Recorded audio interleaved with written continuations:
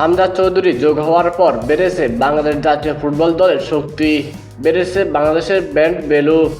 এক সিঙ্গাপুর ম্যাচকে ঘিরেই সমর্থকদের মধ্যে বইছে তুমুল উন্মাদনা। বাফুফেও পাচ্ছে একের পর এক পৃষ্ঠপোষক। শুধু হামজা নন, সব ঠিক থাকলে সেই ম্যাচে খেলবেন দুই প্রবাসী শামিদ সোম ও ফাহমিদুল ইসলামের মতো উন্নত লিগে খেলা দুই ফুটবলার। সিঙ্গাপুরের সাথে খেলতে ইতিমধ্যে দেশে এসে পৌঁছেছেন ফাহমিদুল ও হামজা চৌধুরী। আগামীকাল শামিদ সোমের যোগ দেওয়ার কথা আছে।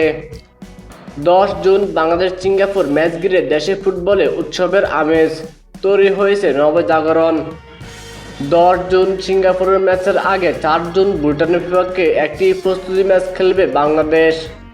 সিঙ্গাপুরের বিপক্ষে 10 জুন খেলা শুরু হবে বাংলাদেশ সময় সন্ধ্যা 7টায়।